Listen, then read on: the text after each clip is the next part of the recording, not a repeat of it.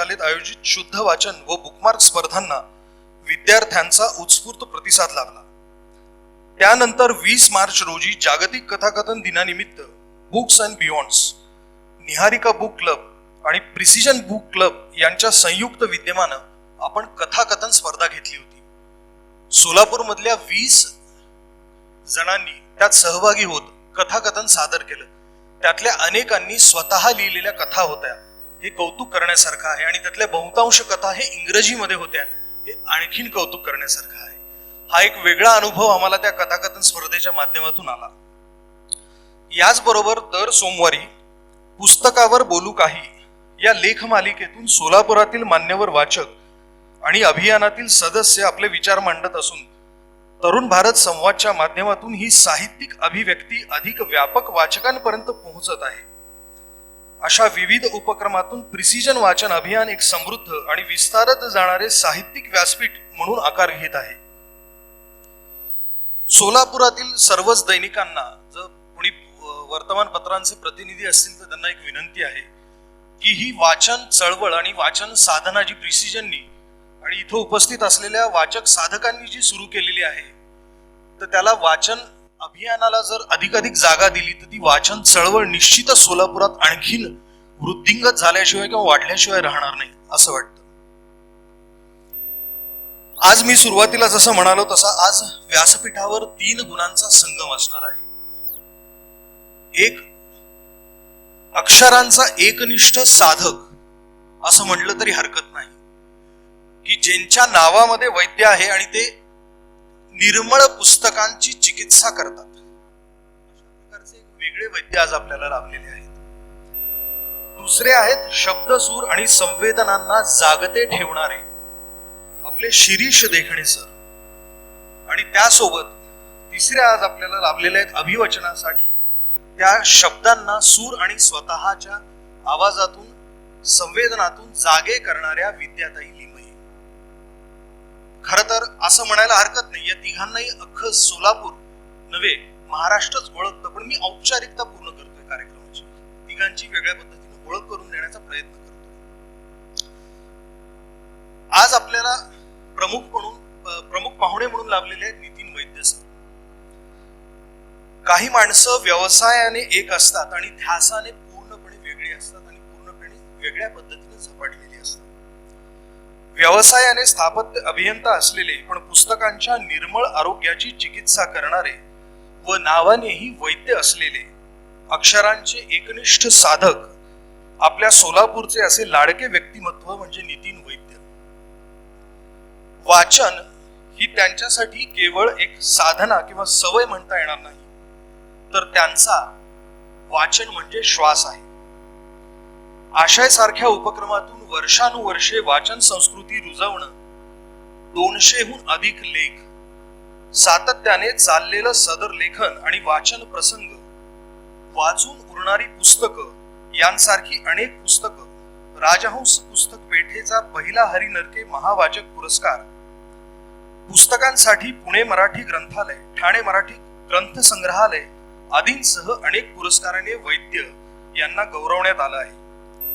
आपल्या लेखणीतून वैद्य यांचा एकच संदेश देण्याचा प्रयत्न असतो असं मला तरी वाटतं. कदाचित तुम्ही सगळेजण त्यासाठी सहमत असाल. पुस्तकं वाचणं म्हणजे फक्त अक्षर ओळख नाही, तर पुस्तकं वाचणं म्हणजे स्वतःला ओळखायची सुरुवात आहे असं ते प्रत्येकाला जाणीव करून देत असतात असं मला वाटतं. मी आत्ताच म्हणालो तसं की त्रिवेणी संगम आहे. दुसरं नाव आहे शिरीष देखणे सर. आपल्या व्यासपीठावर वाचन अभियानात शिरीष देखणे सर खूपदा येऊन गेलेले आहेत. आपल्या लेखनाच्या माध्यमातून आपल्या सगळ्यांना ते परिचित आहेतच. अनेक क्षेत्रांना स्पर्श करत स्वतःची वेगळी ओळख निर्माण करणारे व्यक्तिमत्व म्हणजे माननीय शिरीष देखणे सर. बँक ऑफ बडोदा मध्ये 38 वर्षांची सेवा, 50हून अधिक वेळा रक्तदान करत जपलेलं माणूस पण, 1976 पासून रंगभूमीशी असलेलं घट्ट नातं, अनेक नाटकांना पार्श्वसंगीताची दिलेली साथ, कथा, कविता आणि 20 एकांकिकांचे लेखन. द लॉस्ट बॅटल हा त्यांचा संग्रह अत्यंत गाजला. आणि सध्या रंगभूमीवर गाजत असलेलं सुभेदार गेस्ट हाऊस हे नाटक ही मराठी रंगभूमीला त्यांनी दिलेली देण आहे असं वाटतं. कला, संवेदना आणि समाज यांची सुंदर सांगड घालणारा त्यांचा असा हा प्रवास आहे. नितीनजींची आज मुलाखत आणि त्यांच्या लेखांचं अभिवाचन शिरीष सर करणार आहेत. मी जसं सुरुवातीपासून म्हणतोय की तिसरं व्यक्तिमत्व म्हणजे विद्याताई. शब्दांना सजीव करणारा आवाज असं विद्याताईंची प्राथमिक किंवा पहिली ओळख करून दिली तरी हरकत नसावी कोणाची. 31 वर्ष अध्यापन करत असताना संगीत, साहित्य आणि संवेदना यांची सुंदर सांगड घालणाऱ्या विद्याताई त्यांनी डॉक्टर शामराव बेंद्रे व डॉक्टर सौ अश्विनीताई वळसंकर यांच्याकडे शास्त्रीय संगीताचे, ग्वाल्हेर आणि किराणा गायकीचे शास्त्रशुद्ध शिक्षण घेतले. उत्कृष्ट शिक्षिका म्हणून अनेक संस्थांमध्ये त्यांना गौरवण्यात आले आहे. सोबतच त्या अनेक वर्षांपासून अभिवाचनही करतात. त्या अभिवाचन करताना शब्द फक्त ऐकू येत नाहीत तर जाणवतात आणि शब्द आपल्याला जगायला लावतात. अशा प्रभावी अभिवाचनातून रसिकांना वेगळ्या विश्वात नेणाऱ्या विद्याताई लिमये आज आपल्यात आहेत. शब्द त्यांच्याबद्दल जर शेवट एक ओळीत सांगायचं झालं तर शब्द स्वरात उतरतात तेव्हा ते फक्त ऐकू येत नाही तर मनात रुंजी घालायला चालू करतात किंवा रुजतात असं म्हटलं तरी हरकत नाही. मी मान्यवांना विनंती करतो, नितीन वैद्य सर, शिरीष देखणे सर, विद्या लिमये मॅडम आणि प्रिसिजन फाउंडेशनच्या अध्यक्षा डॉक्टर सुहासिनी शहा यांना विनंती करतो की त्यांनी व्यासपीठावर यावं.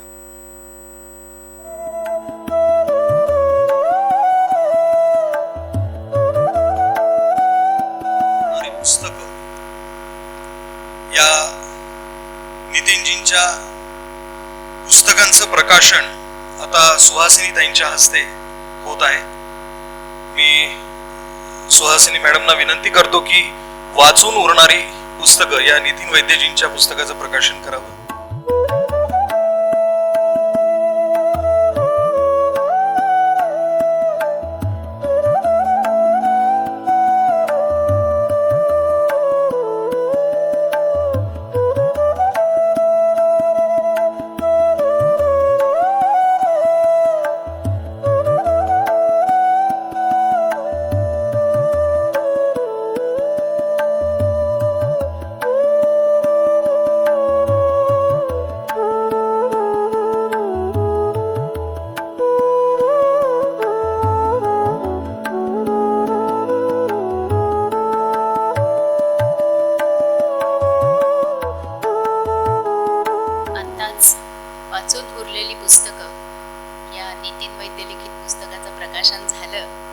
आणि वाचन संस्कृती आणि पुस्तक यावरचं हे पुस्तक आहेच. आणि वाचनावरच्याच एका कवितेनं आपण आजच्या कार्यक्रमाला सुरुवात करूया. या कवितेतले शब्द आहेत मंगेश पाडगावकर यांचे.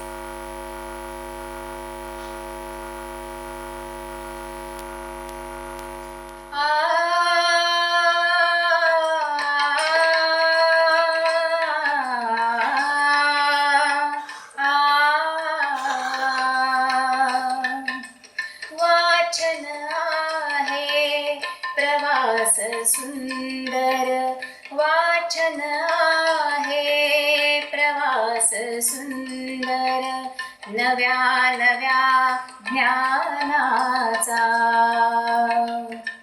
इतिहासाचा साहित्याचा आणिक विज्ञानाचा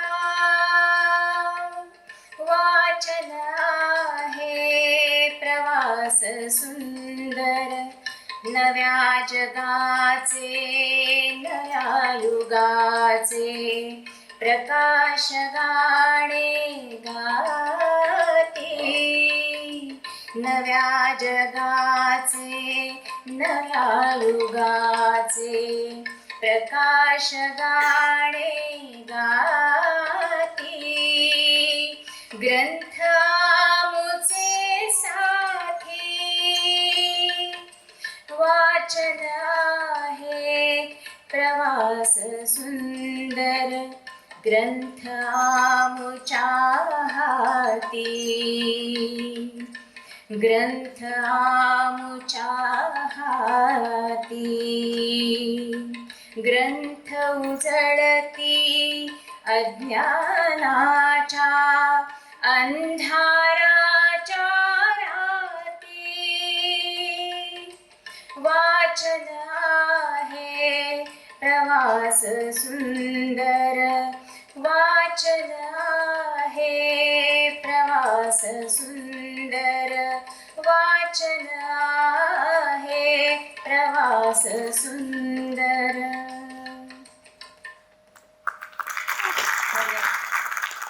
सुरुवातीला आपण वाचतो आहोत मैत्री पुस्तकांशी हा या पुस्तकातला भाग. मैत्री ही माणसानं भावनिक गरजेतून विकसित केलेली सर्वात सुंदर संकल्पना आहे.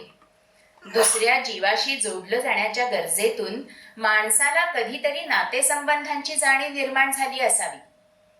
ही जाणीव बहुधा जैविक गरजेतून निर्माण होत असावी. बालक पालक म्हणून एका मर्यादित प्राणी पक्ष्यांमध्येही ती असते. माणसांमध्ये मात्र या पलीकडे तिचा विस्तार झाला.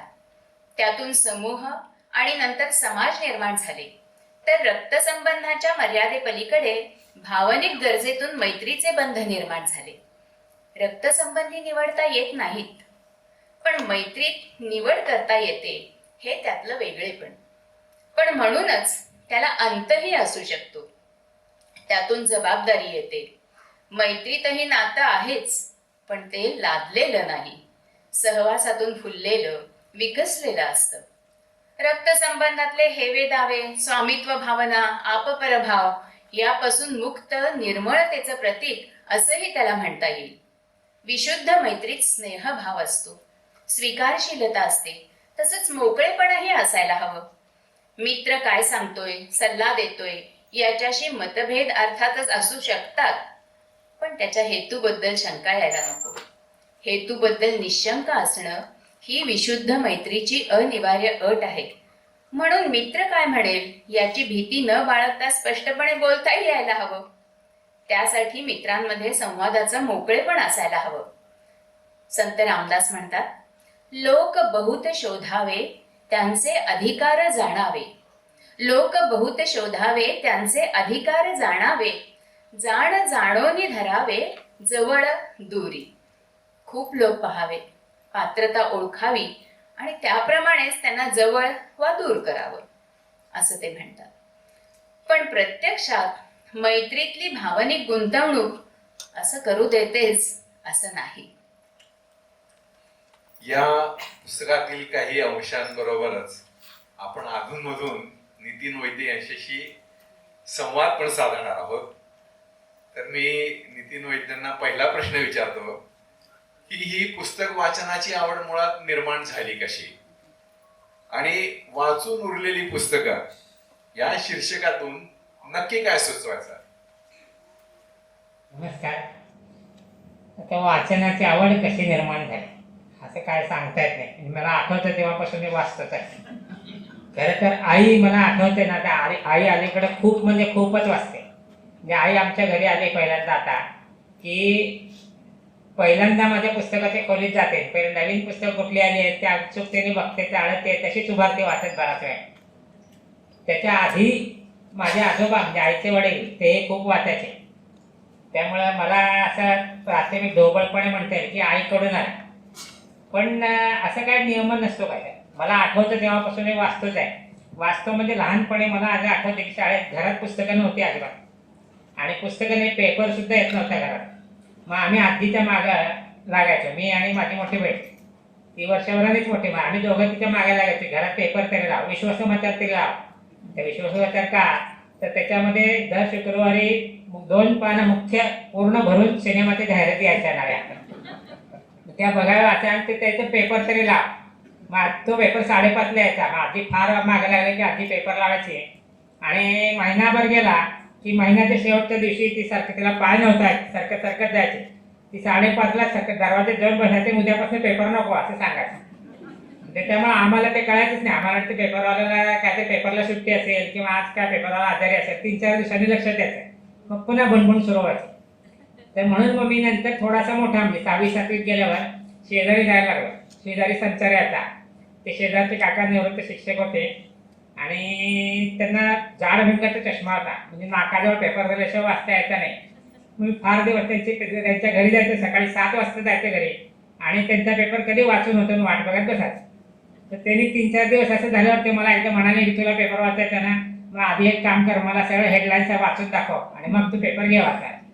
मग मी पटकन त्यांना पेपरवरती हेडलाईन वाचून दाखवायचो, तो पेपर घ्यायचो आणि तो पेपरमध्ये इतका बुडून जायचो की बऱ्याच वेळाने आई त्यांच्या आमच्या घराच्या मध्ये खिडकी कॉमन होत्या, खिडकीतनं आवाज द्यायची जोरात, आंघोळ व्हायची वगैरे. तर ते काका शेजारूनच म्हणायचे, मला हे अगदी नक्की अजून सुद्धा आठवत आहे, काका लांबूनच म्हणायचे, अहो थांबा त्याचे अजून पुण्यस्मरण व्हायची वाचून. तर त्याच्यामुळं असं मला हे त्याच्यानंतर 8-8:30 वाजले की नंतर घरी जायचं, आंघोळ करायची, त्याच्या शेजारी आयाचीच राहायची, त्यांच्याकडे केसरी आता, त्यांच्याकडे केसरी वाचायला जायचं आणि शाळेत जायचं. शाळेतून घरी आलो की पहिल्यांदा आईने काहीतरी खायला केलं असेल तेवढ्यापासून असं शर्टला चांगलं पुसत पहिल्यांदा त्याच्या पलीकडे महाजन राहायचे, त्या महाजनांच्याकडे जायचं, त्यांच्याकडे महाराष्ट्रांचे येतात. महाराष्ट्रात दुपारी यायचा 2 वाजता, मी जायचो ते वाचून झालेले असतात, ते रिटायर्ड होते, जुन्या काही लेखन वगैरे केलेले होते थोडे. आणि निवृत्तीनंतरचा उद्योग म्हणून पेपरमध्ये वाचकांचे पत्राला यायचे, त्यामुळे ते मी माझी वाटच बघत असायचे. शाळेत संध्याकाळी 6ला काय गेला त्यांच्याकडनं महाराष्ट्रात घ्यायचं, तिथे वाचत बसायचं. त्यांच्या नादाने मला आठवतं त्या काळात मी पेपरमध्ये पत्र लिहायला पण लागलो होतो. म्हणजे शाळा संपता 9वी-10वी पर्यंत माझी 100 पत्र महाराष्ट्रापासून सगळ्या पेपरमध्ये आले होते त्या काळात. तर तेव्हापासून वाचतच आहे, पण आता पुस्तकं वाचायची सुरुवात मात्र नंतर कॉलेजमध्ये झाली. तोपर्यंत शाळेमध्ये असताना फक्त सुट्टीच्या काळामध्ये हे तेराचे नेशन लायब्ररी लावले जायचे, त्यातनं मग भारा भागवत वगैरे असं तेवढ्या शाळेत सुट्टीपुरतं वाचायचं, पुस्तकं नव्हतीच. पॉलिटेक्निकमध्ये गेल्यावर पहिल्यांदा ते मोठ्या लायब्ररीमध्ये अशा अख्ख्या हॉलभर भरलेले सगळे पेपर असे स्टँडवर लावून ठेवलेले दिसायचे, ते पहिल्यांदा पाहिले. त्यामुळे सोमवारी कॉलेजमध्ये गेलो की पहिल्यांदा लायब्ररी गाठायची आणि कालच्या रविवारचे सगळे पेपर बघून त्यातल्या रविवारच्या पुरवण्यांमध्ये आलेले पुस्तक परिक्षेनं वाचायचे आणि त्याच्यातनं मग आपल्याला आवडलेल्या पुस्तकांची नोंद करून ठेवायची. पैसे तर नव्हतेच खिशात त्यावेळेला, पण आई मला आठवते त्यावेळेला लांब जायचं कॉलेज, सायकलवरनं 6 किलोमीटर लांब होते कॉलेज. सायकलवर जायचं तर आई मला रोज थोडे काहीतरी पैसे द्यायचे. तसं आमचं घेऊन पण सुखी घर असलं तरी ओळखतच होती, 7 माणसाचं कुटुंब, 2 खोल्यात राहायचं. त्याच्यामुळे आई मला त्या म्हणून मी पैसे मागायचे नाही घरी. आई म्हणायचे, अरे पंक्चर सायकल झाली तर काय करशील, म्हणून बळबळ 1 रुपया 2 रुपये काहीतरी खिशात द्यायचे ठेवायला.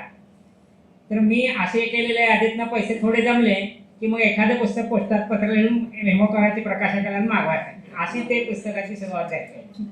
नंतर मग ते वाढत गेलं आणि आता परिस्थिती अशी आहे की मी या पुस्तकाच्या मनोगत शेवटी असेल, मी मागच्या 2-1 वर्षापूर्वी कांदणे कॅलेंडरमध्ये मैत्री संकल्पनेवरती एक लेख लिहिलेला होता की मित्र असे असावेत, मित्र तसे असावेत वगैरे.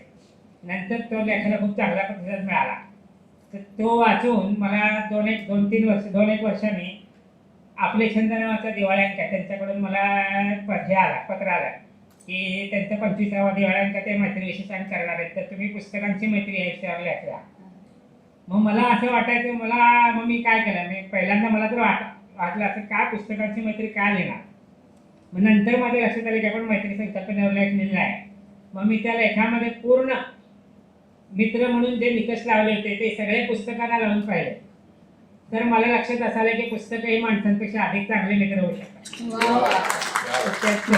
त्या लेखाला पण खूप चांगला प्रतिसाद मिळाला. तो लेख जो आहे मैत्री पुस्तकाचे, हा लेख या पुस्तकाच्या सुरुवातीला मी घेतलेला उपोद्घात म्हणून, आणि मग नंतर 10 लेख आहेत त्याच्यामध्ये. या पुस्तकाबद्दलचे जे थोडे अंतसूत्र आहेत त्याच्यावर मी नंतर बोलेन. शीर्षकाबद्दल बोल.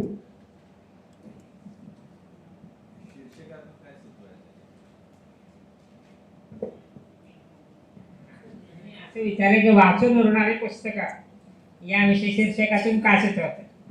तर मला असं वाटतं की पुस्तकं वाचून संपतात, तपशील कुठेतरी स्मृतीच्या तळाशी वगैरे जाऊन बसतात किंवा विस्मृतीत जातात, पण पुस्तकाचा आत्मा किंवा कंटेंट जर पुस्तक तुम्हाला आवडलं असेल तर तो तुमच्यात उरतो, पुस्तकं सोडून उरतो तुमच्यामध्ये. आणि नंतर कुठल्या तरी संदर्भामध्ये तुम्ही अन्य काही पुस्तकं वाचता किंवा काही कुठल्या तरी पाहता वगैरे, तर त्या संदर्भात ते आठवतं तुम्हाला नक्की आणि ते तुम्हाला दुसऱ्या पुस्तकाकडे घेऊन जातं. तर त्यामध्ये मी एक लिहिलेलं आहे या पुस्तकामध्ये संदर्भात, ते थोडंसं वाचून दाखवतो.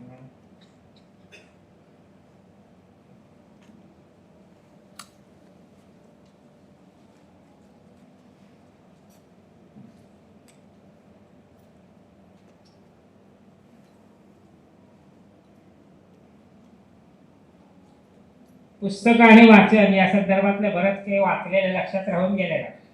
वाचक म्हणून आपण यात कुठं बसतो हा विचार कधी आला तर लक्षात येते की पुस्तकं आणि आपण, पुस्तकं आणि त्यांचं वाचन यापेक्षा वेगळं अस्तित्वच नाही आपल्याला. एक प्रकारची अद्वैतावस्थाच आहे. वाचन ही एकच गोष्ट आयुष्यात मी जाणीवपूर्वक केली, बाकी सगळ्या गोष्टी म्हणजे शिक्षण, उपजीविका अशा सगळ्या बाबी अनुषंगाने घडतात तशा घडत गेल्या. वाचक हा संभाव्य लेखक असतो असं म्हणतात, पण मी बाय चॉईस वाचकच राहिलेलो आहे. आपलं असं काही लिहिलं नाही असं मला कधी वाटलं जाणवलं नाही. एका मर्यादेपलीकडे त्याचा अट्टहास मला आपल्या असण्याच्या अहंकाराचाच भाग वाटतो. त्यामुळे त्यातून लांब राहतात हे पुस्तकांचेच देणे. अनादी काळापासून आपले जगणे अनंत मार्गाने विकसत इथवर या टप्प्यावर आले आहे. ही शहाणी, सामाजिक शहाणी हजारो लाखो ग्रंथांमधून आपल्यापर्यंत पोचली आहे. मग त्या इतक्या पुस्तकांचं सांगावं आपलाच नाही, आपलाच कसं नाही, आपलाच आहे असं नाही म्हणतायत का? यापेक्षा वेगळे यात नसलेले असे काही सांगितलेच अट्टहासाने तरी ते देखील मनात विकसणे पुस्तकांचेच देणे नाही का? ही सगळी पुस्तके अशीच आणखी कुणाकुणाच्या खांद्यावर उभं राहून इथवर आली नाहीत. पिढ्यानपिढ्या पुरातन काळापासून पुस्तकं माणसांची त्यातल्या परात्पर संवेदनेशी असं मैत्र निभावत आली आहे. वाचन हा छंद नव्हे, छंद ही फावल्या वेळात करायची दुय्यम गोष्ट आहे.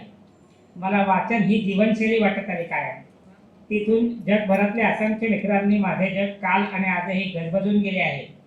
वाचणे, त्यातून भवताल आणि समकाल दोन्हीशी असलेले आपले नाते, त्यातला आपल्या असण्याचा संदर्भ समजून घेणे आणि त्यातून आपल्या संदर्भात आयुष्याचा अर्थ उलगडत जाणे, भले तो स्वतंत्रपणे अभिव्यक्तीच्या पुस्तकावर आणता येतो किंवा नाही येतो, पण यापुरते सामान्य आयुष्याची सार्थक्य आणखी कशात असते.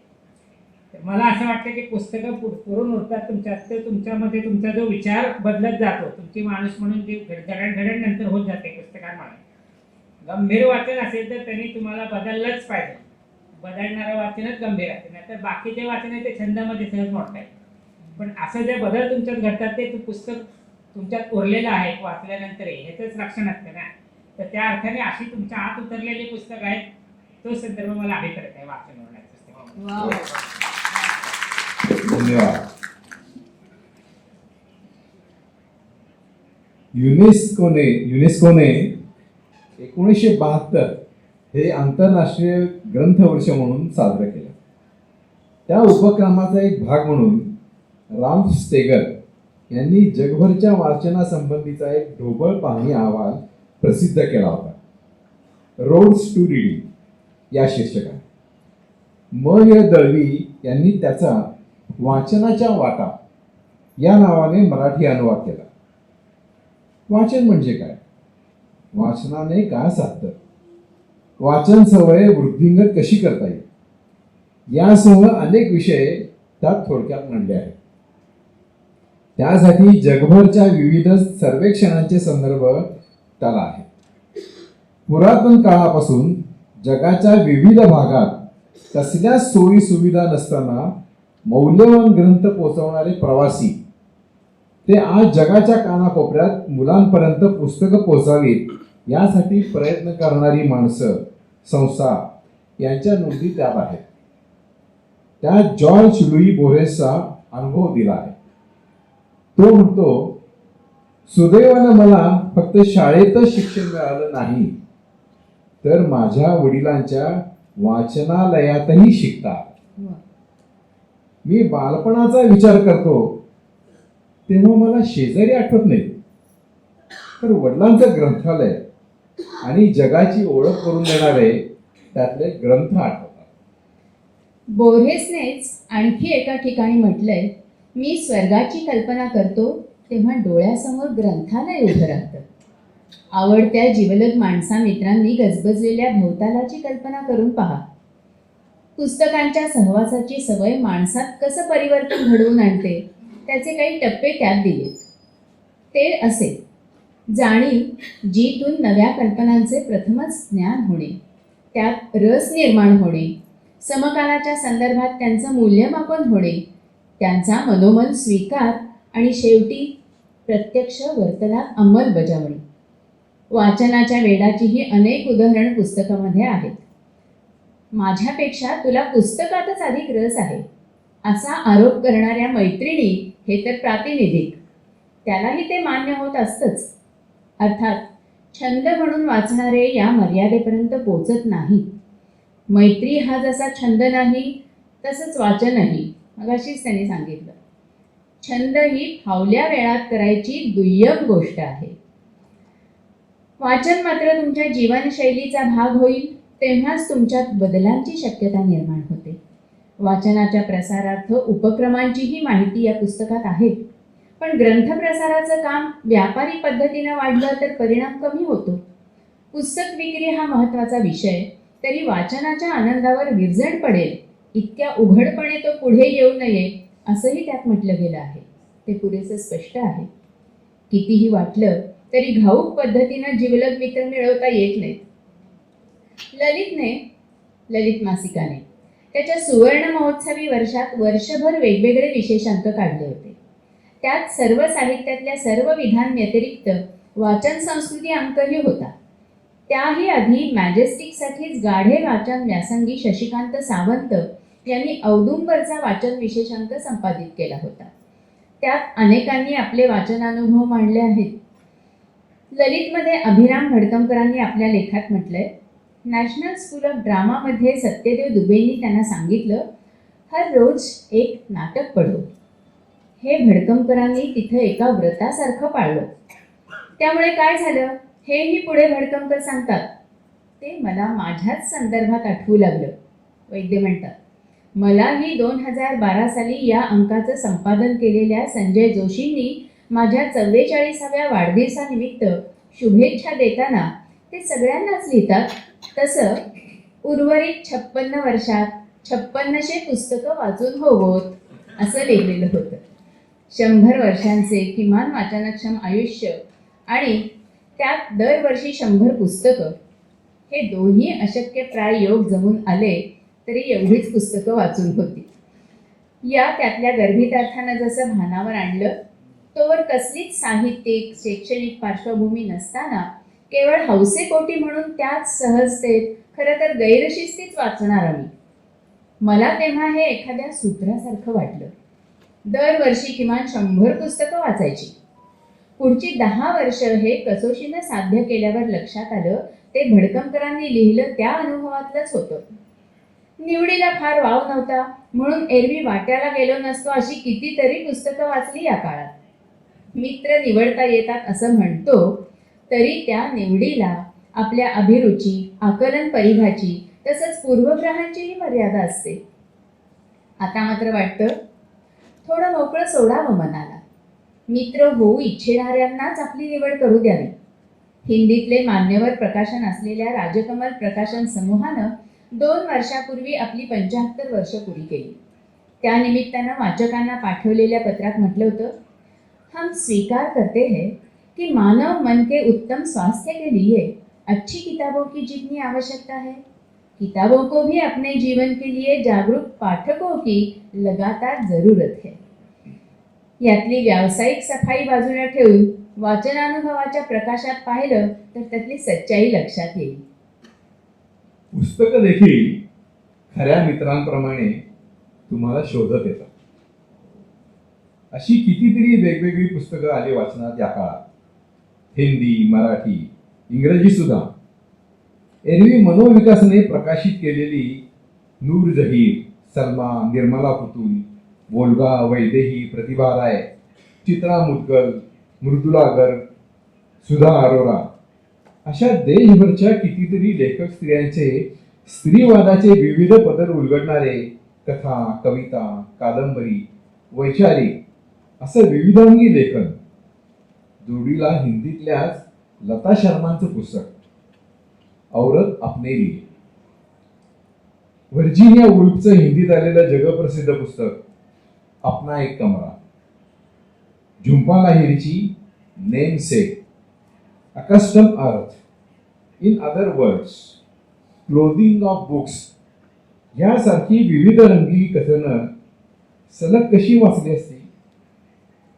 कविता महाजन यांनी प्रयत्नपूर्वक उच्चारलेला ब्र फार आवडून गेला होता.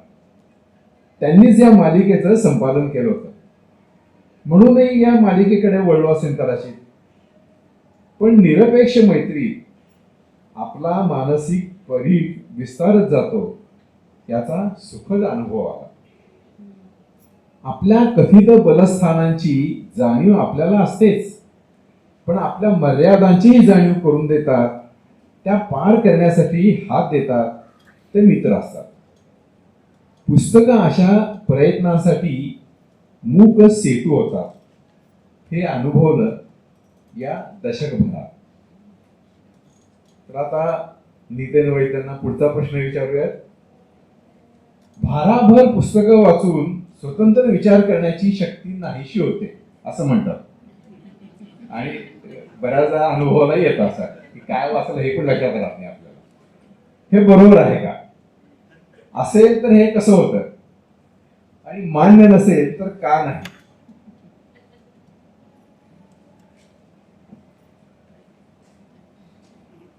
या प्रश्नावर बोलण्याआधी मी या पुस्तकाविषयी थोडं 5 मिनिटात आधी सांगितलं. या पुस्तक लिहायचं असं ठरवून काही हे लेखन मी केलेलं नाही. गेल्या 10 वर्षामध्ये वेळोवेळी काही निमित्ताने म्हणा, काही मागणीवरून म्हणा, आणि काही मला आठवणच असं एखाद्या विषयावरती वाचलेली पुस्तक एकत्र सहज सलग वाचले गेल्यामुळे म्हणा, असे ते लेख लिहिले. पण मागील वर्षी मी थोडंसं आपलंच लेखन एकत्र करायला घेतलं, तेव्हा माझ्या लक्षात आलं की नकळतपणे यामध्ये वेगवेगळे काही 3-4 अशी सूत्र तयार झालेली आहेत आपण. तर ती सूत्र काय आहे, तर त्यातलं एक पहिलं सूत्र होतं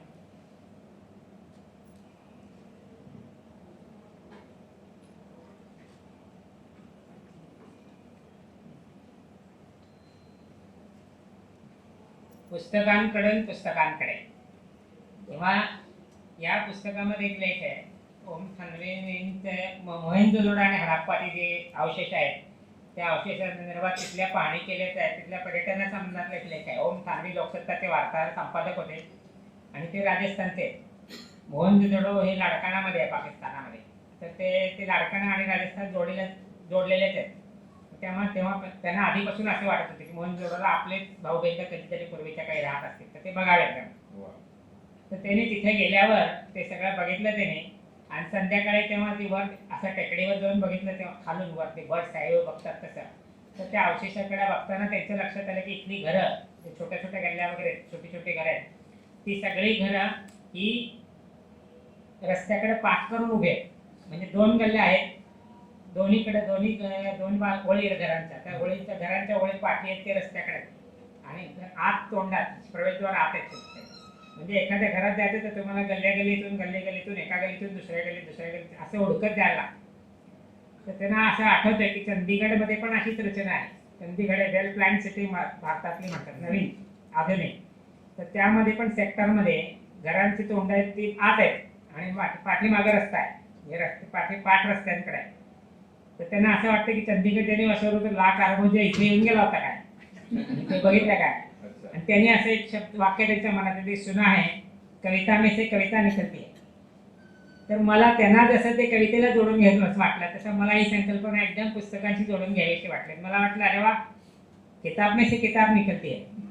तर पुस्तकांमधून पुस्तकं उलगडत जातात. एक पुस्तक तुम्हाला तशा समांतर अशा दुसऱ्या पुस्तकाकडे घेऊन जाते, त्या दुसऱ्या पुस्तकांचं वाचन तुम्हाला आणखी अशा 3ऱ्या 4थ्या 5व्या पुस्तकाकडे घेऊन जातं, आणि चेन कंटिन्यूस, ही साखळी वाढत राहते, चालत राहते. तर ते किताब में से किताब निकलती है, हे एक त्याचं हे आहे. आता दुसरं सूत्र होते की कारण पुस्तक आयुष्यापेक्षा जास्त महत्वाचं आहे. आता ही संकल्पना थोडी आपल्याला विचित्र वाटू शकेल, पण या पुस्तकामध्ये एक लेख आहे, इर्शाद मंजी नावाचे एक मुस्लिम पत्रकार आहे कॅनडामध्ये, मोठी आहे. तर ती आंतरराष्ट्रीय स्तरावर हिंडते फिरते, सगळे पत्रकारिता करते. तर तिने एक पुस्तक लिहिले, तेढा आजच्या इस्लामशी संबंधित पुस्तक आहे ते.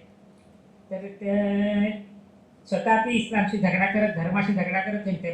स्त्री आहे, मुस्लिम आहे, आणि घोषित लेस्बियन आहे.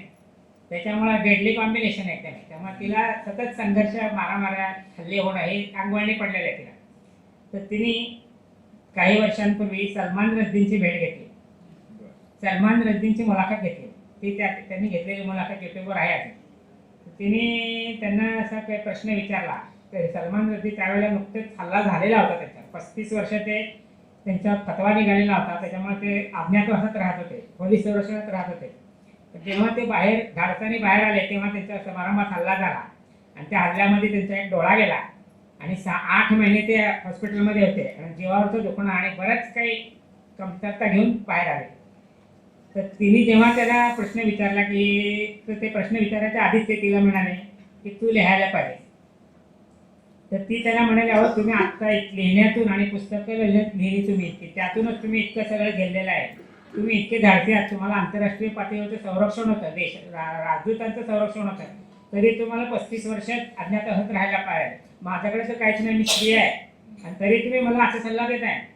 तर ते तिला म्हणाले होय, कारण पुस्तक आयुष्यापेक्षा जास्त महत्त्वाचं आहे. तर मला असं वाटलं का म्हणाले असतील ते, तर मला असं वाटतं की तुमचं आमचं आयुष्य आपलं व्यक्तिगत असतं, पण काही पुस्तकं, चांगली मोठी पुस्तकं, मौलिक पुस्तकं अशी असतात की ज्यांच्यामध्ये आपल्यासारख्या हजारो लाखो करोडो लोकांचं आयुष्य बदलून टाकायची कुवत असते. त्यामुळे पुन्हा एकाच्या आयुष्यापेक्षा पुस्तक अधिक महत्त्वाचं आहे, पुस्तकं टिकणं जास्त महत्त्वाचं आहे.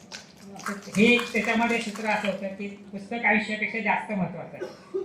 आणि तिसरं एक छोटंसं आणखी एक सूत्र असं होतं की दुसरी कलम. तर या पुस्तकामध्ये सुशोभित नावाच्या हिंदी लेखकाचा एक लेख आहे, त्याच्यावरती लेख आहे. तर त्यांनी 3 आस्वादपर पुस्तकं लिहिली आहेत. एक दुसरी कलम हे जागतिक दर्जाच्या अभिजात लेखकांवरचं पुस्तक आहे, जगातले वेगवेगळे लेखक देशातले. एक जागतिक सिनेमांवरचं पुस्तक आहे, दुसरी आँख म्हणून. आणि तिसरं आहे ते आइन्स्टाईनचे काम, ते वैज्ञानिक शोधांबद्दलचं पुस्तक, शास्त्रज्ञ आणि शोध. तर हे जे दुसरी कलम हे पुस्तक आहे त्याच्यामध्ये त्यांनी रायनर मारिया रिल्के नावाचा एका कवीचा अनुभव दिला आहे. रिल्के हा मागच्या शतकातला जर्मनीतला आणि भारतातला जगातलाच एकूण एक सगळ्यात सर्वश्रेष्ठ कवींपैकी आहे. आणि कवितेपेक्षा काय महत्त्वाचं होतं तर त्यांनी लिहिलेली पत्र, त्यांनी अक्षरशः हजारो लोकांना पत्र लिहिली आणि त्या पत्रांचे खंडाचे खंड नंतर प्रकाशित झाले तो गेल्यानंतर. आणि अजूनही नवीन नवीन पत्र त्याचे उजेडात येतात, कोणीतरी दाखवत मला आलेलं पत्र वगैरे आणि ते प्रकाशित होत राहतात. तर तो काय करायचा, त्यांनी ह्याच्यात त्याची दिनचर्या दिली आहे.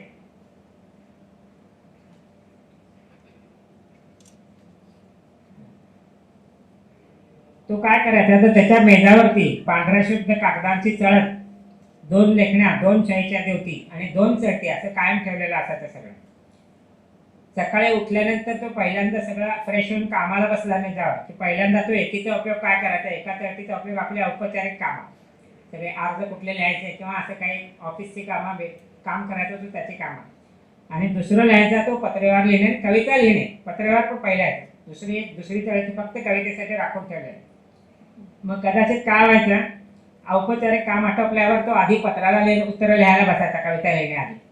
आणि एखाद्या पत्रात असा रमून जायचा उत्तरं लिहिताना ती बहुतांश पत्र त्यांनी नवोदित कवींना लिहिलेली आहेत, कविता कशी लिहावी मार्गदर्शनपर पत्र आहेत ती सगळी. तर आज त्याला बऱ्याचदा एखाद्या पत्राला उत्तर लिहायच्या नादात उत्तरात रमून गेल्यावर त्याला लक्षात येतं की आज डोक्यात होती त्या कवितेपेक्षा हे वेगळेच आणि अधिक मौलिक आपण काहीतरी लिहून गेलो आहोत. आणि लेखण्यांचं वर्गीकरण दुय्यम झाल्या, निरर्थक झालेलं आहे. पुस्तकं नकळत तुमच्या जगण्यात शिरकाव करत जातात, तसे वाचन आयुष्याच्या मुख्य प्रवाहात तुमच्या नकळत असे विरघळून जाते आणि उत्तरोत्तर विकसित होत आपल्या रोजच्या औपचारिक जगण्यात मौलिक बदल घडवते. हे मला जाणवलेलं आहे, म्हणून हे मला एक सूत्र पोचवायचं होतं. तर अशी ही 3 सूत्र झाल्यानंतर आता हा ह्यांचा प्रश्न. एक कविता ऐकूया. हे राहू द्या.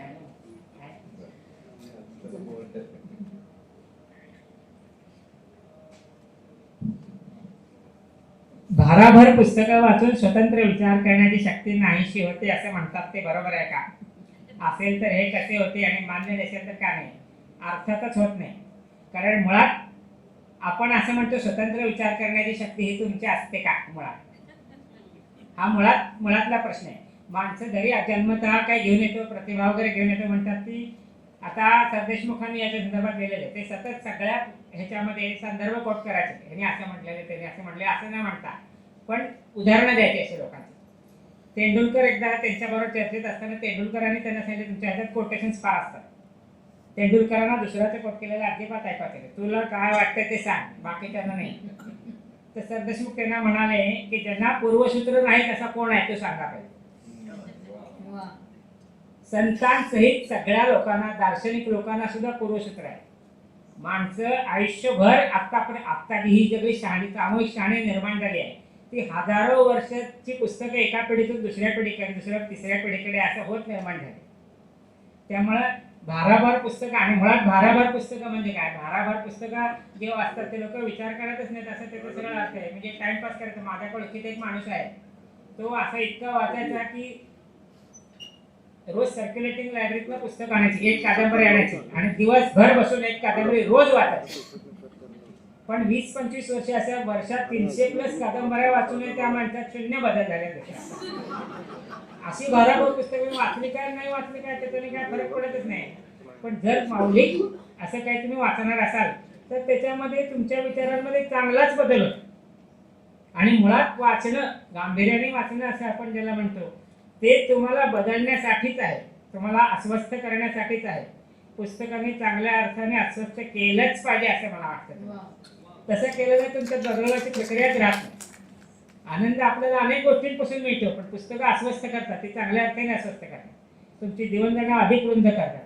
त्याच्यामुळे हा प्रश्न काय बरोबर नाही असं मला वाटतं. 12 विचारशक्ती अजिबात एक म्हणजे असं अनेक जण म्हणतात ते बरोबर आहे. पण मुळात आपली विचारशक्ती असं म्हणतो ती कुठल्या तरी पुस्तकातून, म्हणजे सगळ्याजण वाचूनच आलेले असत नाही, स्वयंभू विचारवंत असत नाही, पण स्वयंभू म्हणतो ते तरी भवतालाचा परिणाम असतो का नाही.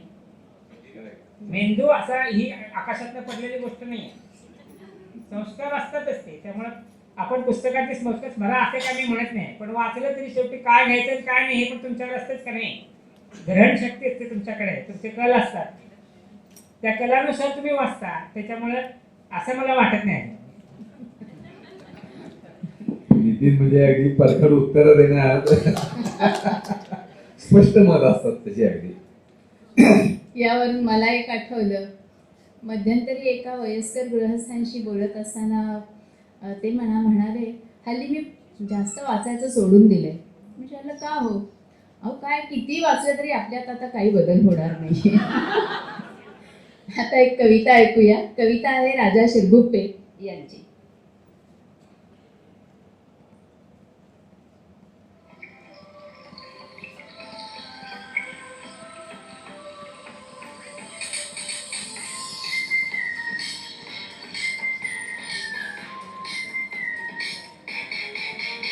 आहे शिकायचे काही, वाचा पुस्तक पुस्तक. आहे शिकायचे काही, वाचा पुस्तक पुस्तक. आहे घडवायचे काही, वाचा पुस्तक पुस्तक. आहे घडवायचे काही, वाचा पुस्तक पुस्तक. आहे निर्मायाचे काही, वाचा पुस्तक पुस्तक. आहे निर्मायाचे काही, वाचा पुस्तक पुस्तक. त्याच्या पुढ्यात तुम्ही नवा मस्तक मस्तक. त्याच्या पुढ्यात तुम्ही नवा मस्तक मस्तक. वाचा पुस्तक पुस्तक. वाचा पुस्तक पुस्तक.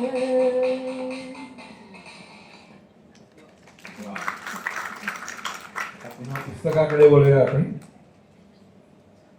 शॉपेनहोअरचा एक निबंध आहे, ऑन रीडिंग अँड बुक्स या शीर्षकाचा. त्यात सुरुवातीलाच तो म्हणतो, आम्ही वाचतो तेव्हा त्यासाठी आधी कुणीतरी आमच्यासाठी विचार केलेला असतो. त्या विचारांच्या मानसिक प्रक्रियेतून आम्ही क्वचितच पुन्हा जाऊ शकतो. शिक्षकानं पेन्सिलनं काही लिहिलेलं असतं. लिहिणं शिकणारा विद्यार्थी आपल्या पेनानं ती अक्षरं गिरवतो. तसंच काहीसे असतं.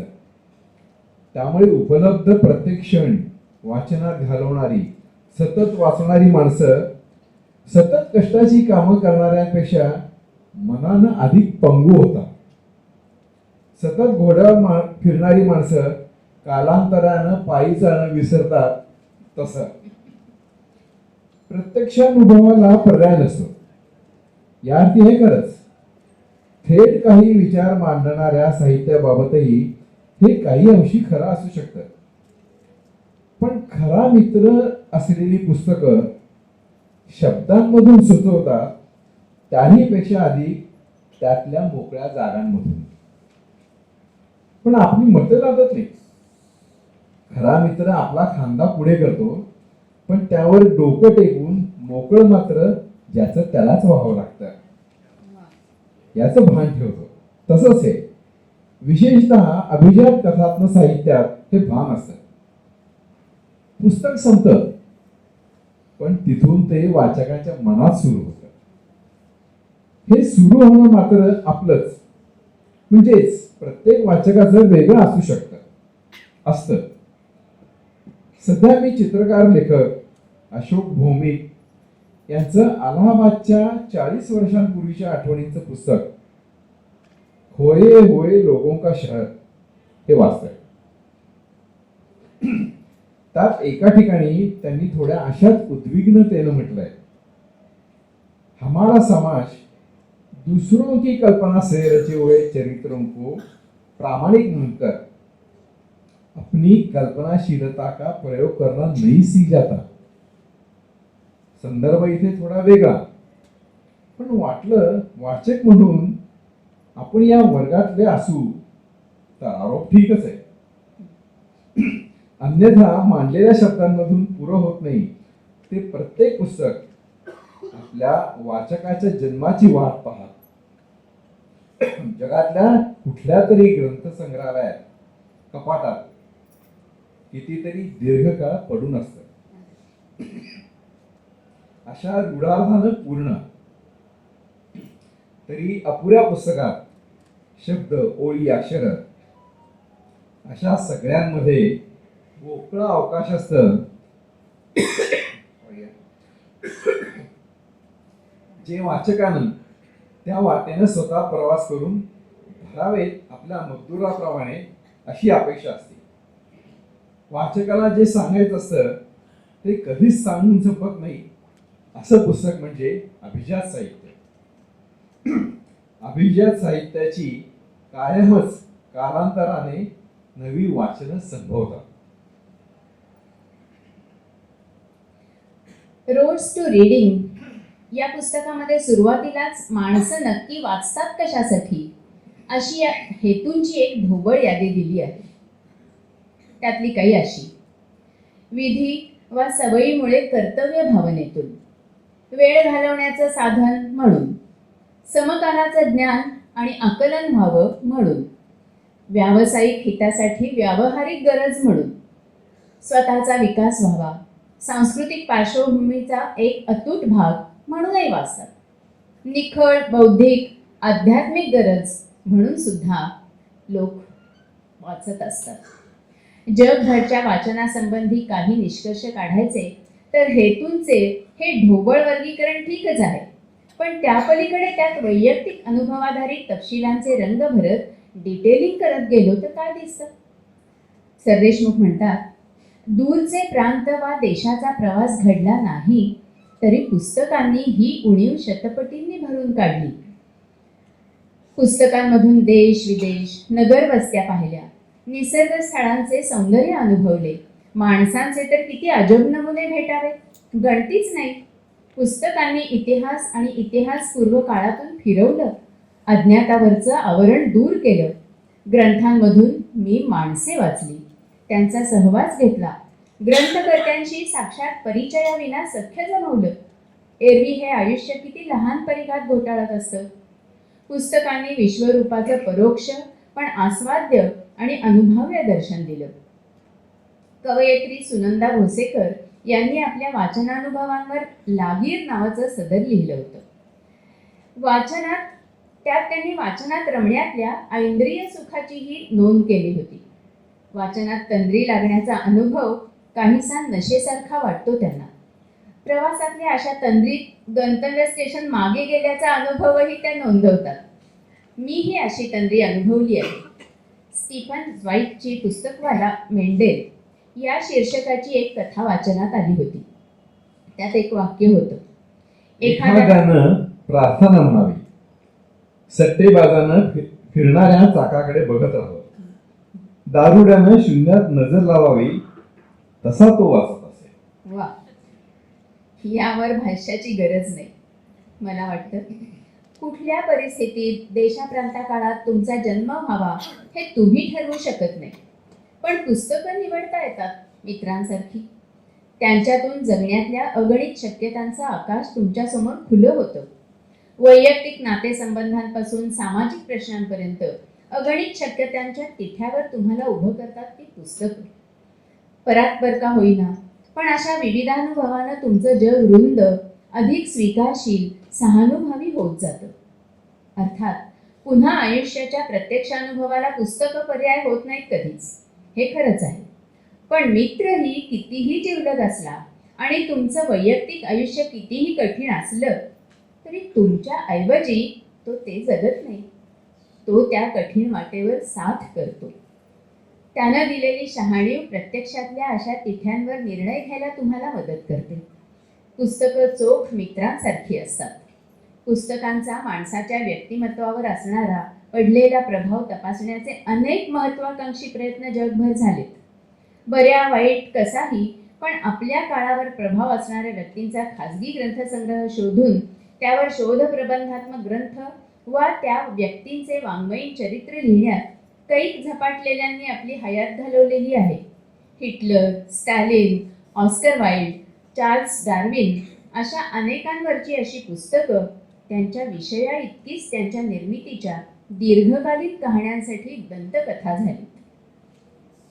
हे आणि असे बरेच काही कधी कधी कुठे काही संदर्भानं वाचलेलं, लक्षात राहून गेलेलं. वाचन ही एकच गोष्ट आयुष्यात जाणीवपूर्वक केली असं वैद्य म्हणतात. बाकी शिक्षण, उपजीविका या सगळ्या बाबी अनुषंगानं घडतात तशा घडत गेल्या. वाचक हा संभाव्य लेखक असतो असं म्हणतात, पण मी बाय चॉईस वाचकच राहिलो. मगाशी त्यांनी सांगितलं हे. आपण आपले असे काही लिहिले नाही असे मला कधीच वाटले किंवा जाणवलं नाही. आपली अशी वल्गना करण्याची आस आणि क्षमता घेऊनच यावं लागतं. घाऊक पद्धतीनं ते कसं मिळेल? वाचनाशी त्याचा संबंध असतोच असंही नाही. मुळात कोंभातच खुलण्याचं आश्वासन असावं लागतं असं व्यंकटेश माडगुळकर म्हणाले. पण एका मर्यादेपलीकडे त्याचा अट्टहास मला आपल्या असण्याच्या अहंकाराचा भाग वाटतो, ज्यापासून लांब राहता आलं हेही पुस्तकाचंच देणं. अनादी काळापासून आपलं जगणं अनंत मार्गांनी विकसत इथवर या टप्प्यावर आलं आहे. ही सामूहिक शहाणीव हजारो लाखो ग्रंथांमधून आपल्यापर्यंत पोचली आहे. मग या इतक्या पुस्तकांचा सांगावा आपलाच नाही? यापेक्षा वेगळं यात नसलेलं असं काही सांगितलंच अट्टहासानं तरी ते देखील मनात विकसणं हे पुस्तकांचंच देणं नाही? ही सगळी पुस्तकं अशीच आणखी कुणाच्या खांद्यावर उभं राहून इथवर आली नाही. निरपेक्ष मैत्री यापेक्षा वेगळी असते. पिढ्यानपिढ्या पुरातन काळापासून पुस्तकं माणसांशी, त्यांच्यातल्या परात्पर संवेदनेशी हे मैत्र निभावत आली आहेत. असे वेगळे विचार मांडणाऱ्या नीतीला आणखी एक प्रश्न विचारू आपण.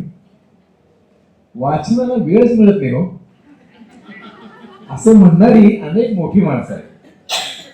साहित्य सम्राट न. चिमकेळकर हे मिनिटांना 200 शब्द वाचायचे.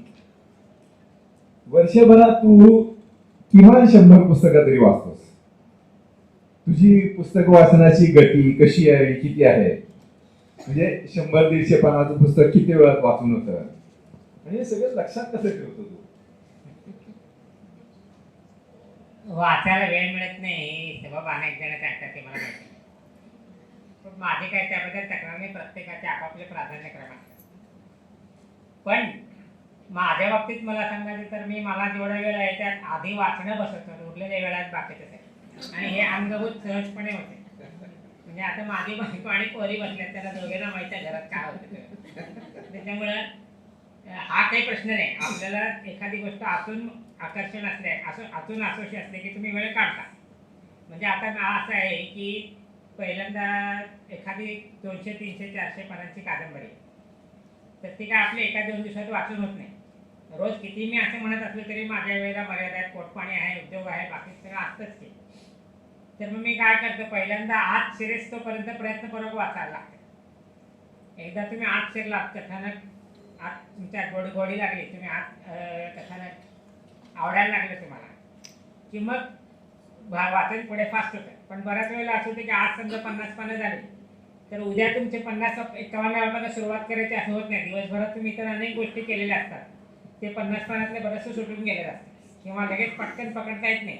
मग मागणं परत 2-4 पानं आधी मागते वाटतं. तसं होऊ नये. मी काय करतो, समजा 50 पानं आज झाली, तर उद्या सकाळी म्हणजे आपल्याला कादंबरी आवडते हे लक्षात आलं की सकाळी अगदी जाताना म्हणजे आंघोळ केल्यानंतर कामावर निघायच्या आधी कामाच्या गडबडीत जाताना मी 2 पानं वाचतो त्यात.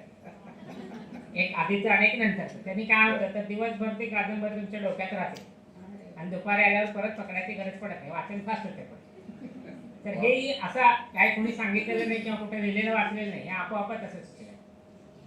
पण किती शब्द वाचता तुम्हाला, किती फास्ट वाचता, ह्यालाही काय अर्थ नाही खरं सांगा. वारंवार आता काळसेकर, सतीश काळसेकर एवढे प्रकांड वाचक होते, म्हणजे त्यांच्या पुस्तकाला, वाचनावर त्या पुस्तकाला साहित्य अकादमी पुरस्कार मिळालेला आहे. तर त्यांनी असं लिहिलेलं होतं की मी 300 पानी कादंबरी असेल तर रात्री वाचायला घेतली तर पहाटे संपूर्ण झोपायचं. तर असं शक्य आहे. पण मला असं वाटतं की त्या कादंबरीने तुमच्या आत उतरायला त्रास होतो. म्हणजे हा माझा पर्सनल प्रॉब्लेम आहे. म्हणजे मला 25-1 वर्षापासून ऐकायला कमी येतं खूप. तर ऐकायला कमी येतं तर कानातनं बारीक आवाज येतो असा एकटीसारखा.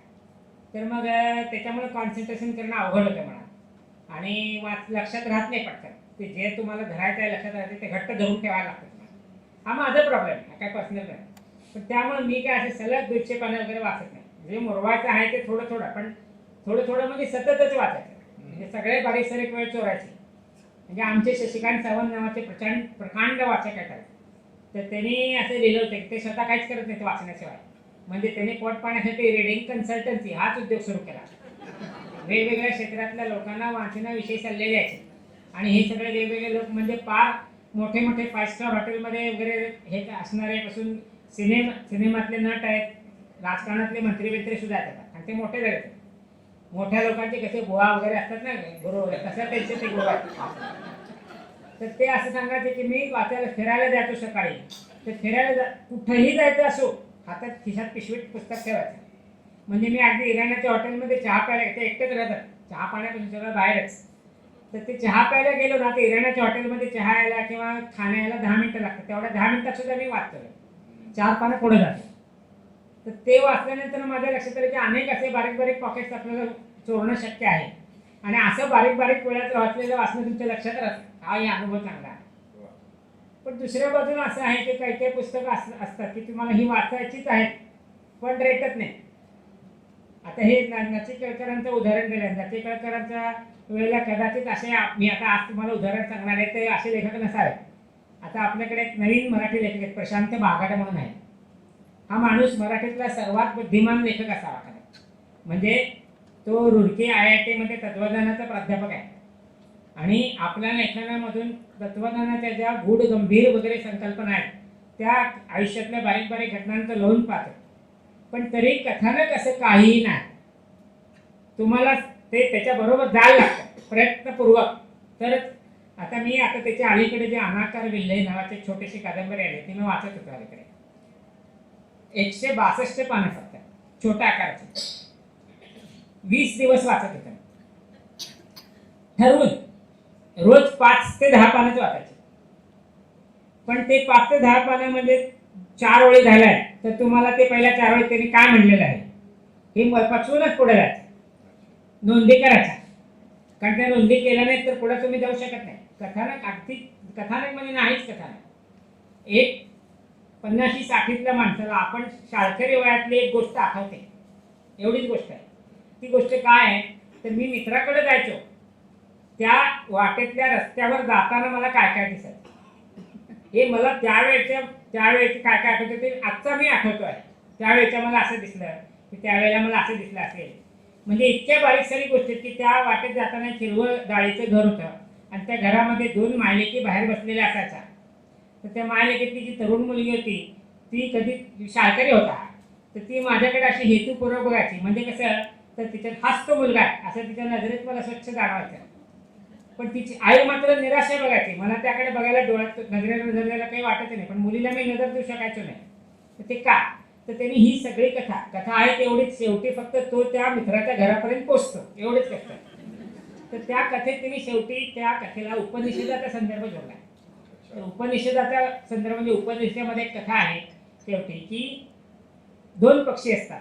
एक साक्षी पक्षी असतो आणि एक भोगता पक्षी असतो. भोगता पक्षी सगळे आयुष्य भोगत असतो, सगळे अनुभवत असतो, भोगत असतो. साक्षी पक्षी काहीही बघत नाही, तो फक्त पाहत असतो, त्याच्याकडे साक्षी राहत असतो, त्याला बाकी काही करत नाही. पण भोगता पक्षाला जर जाणीव असेल की कोणी साक्षी आपल्याकडे पाहतोय तर त्याच्या वागण्यात बदल होतो, तुम्ही सजगपणे वागता. तर ह्या साक्षी भोगता तत्वज्ञानापर्यंत ही कथा कशी येते ते शोधण्यासाठी मी सतत नोंदी करत होतो त्याच्या की काय कसं झालेलं आहे. आता त्या नोंदींचा 3000 शब्दांचा लेख झाला, तर लवकरच थोड्यासाठी येईल. तर असं पण होतं की मला हे माहित होतं की कंटाळवाणे होणार आहे, पण जाता जाता ते आपल्याला मौलिक काहीतरी देऊन जाणार, आपल्या दीर्घकाळ लक्षात राहील असं. मी काही लोकांना म्हणजे मला काही लोकांना विचारलं पर्सनलमध्ये की मी त्याच्या छोट्या सुरुवातीच्या 1-2 पोस्ट फेसबुकवर लिहिल्या होत्या नोंदी की तुम्ही हे वाचू असं सुचवता का? मी तुमच्या जबाबदारीवर वाचा असं सांगितलं सगळं. कारण हे मला माहित होतं जर कष्ट घ्यायची तयारी नसेल तर हे 4 पानं सुद्धा रेटणार नाही, हे मला माहित होतं. नंतर आपण ऐकू तुमच्या जबाबदारी वाचा, आवडेल कदाचित नाही आवडेल. तर असं आहे म्हणजे कदाचित कसं होतं की बऱ्याच वेळेला असं होतं की मी कामातला बदल हीच विश्रांती असं आपण म्हणतो की नाही. तर मी असं वाचता वाचता असं अचानक असं करतो की आता काही एखादा दिवस आपण असे करू, काहीतरी वेगवान असं वाचू, काहीतरी छान वाचू. छान म्हणजे बाकी काही डोक्याला व्याप नाही, असं छान वेळ द्यायला असा. तर मग जुनं काहीतरी कादंबरी वाचायची किंवा मीना प्रभूंचं एखादं दक्षिण रंगासारखं प्रवासवर्णन वाचायचं किंवा शेरलॉक होम्सची एखादी कादंबरी वाचायची. अगदी फेलुदासारख्या वाचत सुद्धा कादंबऱ्या मी वाचायचो. किंवा दुसरी गोष्ट अशी की मी आपल्याला वेळ काढायचं उदाहरण म्हणताना तर मी असं करायचो की जवळजवळ मागच्या वर्षीपर्यंत मी दर महिन्याला एकदा तरी पुण्याला जायचं, इंटरसिटीने जाणे, इंटरसिटीने परत येणे. तर मी साधारण 10-12 वेळा पुण्याला वर्षातून जायचं. तर 25 पुस्तकं काढून ठेवायचं सुरुवातीला, 150 ते 150 पानांची. ते 25 पुस्तकं म्हणजे थोडी वेगवान, चांगले आपल्याला वाचायचीच आहेत अशी पुस्तकं, पण थोडं वेगवान कथानक आहे. रेल्वेमध्ये तुम्ही अनाकार रेल्वे नाही वाचू शकत. तर ते असं वाचता वाचता मला पण असं लक्षात आलं की तुम्ही गुंता म्हणजे किती. तर बऱ्याच वेळेला मी आता ते दत्ता श्रीखंडेचं एक आत्मचरित्र आहे, तो ग्रस्त व्यसनी झालेला होता, फार अगदी टोकापर्यंत गेलेला होता. तिथून तो परत आला आणि तिथून परत आला तर मिस्टर युनिव्हर्सपर्यंत त्यांनी प्रवास केला, म्हणजे अगदी मरणाच्या दारातल्यापासून तिथपर्यंत. हे फारच वेगळं आयुष्य होतं. तर ते मी पाठवलं, वाचायला घेतलं आणि 186 पानं ते संपलं तेव्हा मला लक्षात कसं आलं तर ते दौंड स्टेशनवरती एकदम चाय गरम बड्या वडापावले दरवाज खिडकीपाशी येऊन ओरडायला लागले होते. म्हणजे मला मध्ये कुठलं स्टेशन आलं काय कळलेलं सुद्धा नव्हतं. असं पण होतं म्हणजे 2-1 तासात 200 पान झाली वाचून. असं प्रत्येक वेळेला होत नाही, तशी काय त्याचा काय नियम करता येत नाही तुम्हाला. आणि दुसरं असं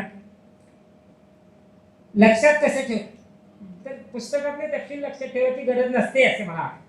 कारण लक्षात काय राहायचं ते प्रवृत्तीनुसार तुमच्या आत झिरपतं. ते आत कुठेतरी आत्ता तुम्हाला पटकन मला एखादी तपशील सांगा म्हणजे तर नाही सांगता येणार, पण क्वचित कुठेतरी त्याला समांतर काहीतरी तुम्हाला आठवतं किंवा काहीतरी पाहता, तुम्ही वाचता, अनुभव येतो एखादा, तर तुम्हाला ते पटकन आठवतं आणि तेवढं पुढेच असतं. आपल्याला कुठे प्रत्येक वेळेला विद्यापीठात वगैरे पेपर वाचायचं तेव्हा काय असतं करायचं असतं, त्यामुळे पुरावे द्यायची गरज नसते, ते तपशीला आठवायची गरज नाही. तुम्ही वाचता, आत काय मुरते किंवा आत काय आठवते तुम्हाला ह्याचा विचार न करता वाचलं पाहिजे. आत मुरू दे, ज्याला जेवढं मुरायचं तेवढं मुरायचे, वाहून जायचे तेवढं वाहून जाते, काय होतं फरक पडतो ते. त्यामुळे असा काय हा सबब काय ही काही सांगू नये, वेळ मिळत नाही वगैरे, त्यांनी आपापल्या पद्धतीने करावं, बाकी काय.